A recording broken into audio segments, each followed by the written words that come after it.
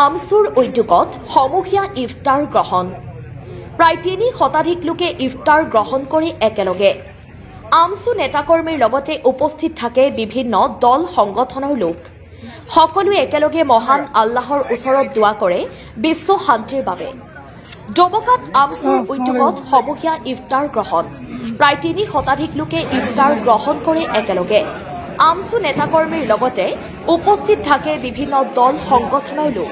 সকলোৱে একেলগে মহান আল্লাহৰ ওচৰত দোৱা কৰে বিশ্ব শান্তিৰ বাবে। পুনৰবাৰ জনাইছো খবৰটো, ডবকাত আমচু উদ্যোগত সমূহীয়া ইফতাৰ গ্ৰহণ কৰা হয়। প্ৰায় ৩ শতাধিক লোকে ইফতাৰ গ্ৰহণ কৰে একেলগে।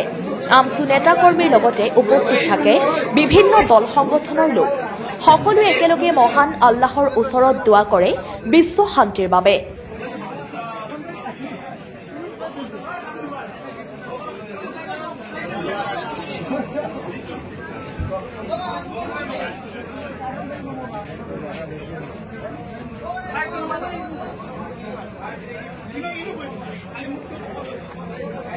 চাওক, ৰমজান মাহ ধৈৰ্য সংযম ৰক্ষা কৰি আমি শান্তি শৃংখলাৰ মাজেৰে বসবাস কৰা এক মাহ, আৰু এই মাহত সকলো ইছলাম ধৰ্মাৱলম্বী লোকে ৰোজা ৰাখে আৰু ইফতাৰৰ পিছত সকলোৰে বাবে দোৱাৰ আয়োজন কৰে। ঠিক অনুৰূপ ধৰণে আমি আমচুৰ উদ্যোগত আজি সমূহীয়াভাৱে ইফতাৰ মেহফিলৰ আয়োজন কৰিছো আৰু বিশ্ব শান্তিৰ বাবে বিভিন্ন জাতি জনগোষ্ঠীৰ লোকসকলে যাতে শান্তি শৃংখলাৰ মাজেৰে জীয়াই থাকে তাৰ বাবে আমি দোৱাৰ মেহফিলৰ আয়োজন কৰিছো।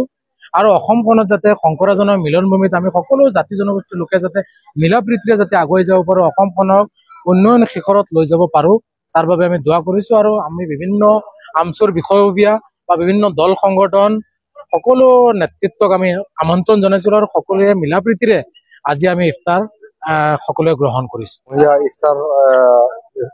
ইফতাৰ অনুষ্ঠিত কৰিছিলো আৰু এই ইফতাৰ অনুষ্ঠান লগতে বিশ্ব শান্তিৰ বাবে দোৱা প্ৰাৰ্থনা। যিধৰণে আমাৰ সমাজত সাম্প্ৰদায়িক সদ্ভাৱৰ অভাৱ হৈছে, পৰস্পৰৰ মাজত হিংসা বিদ্বেষ বৃদ্ধি পাইছে, সেইবোৰ নিৰ্মূল হোৱাৰ বাবে আমাৰ ৰাজ্যখনত লগতে আমাৰ দেশৰ যাতে শান্তি স্থাপন হয় তাৰ বাবে দোৱা প্ৰাৰ্থনা কৰিলো।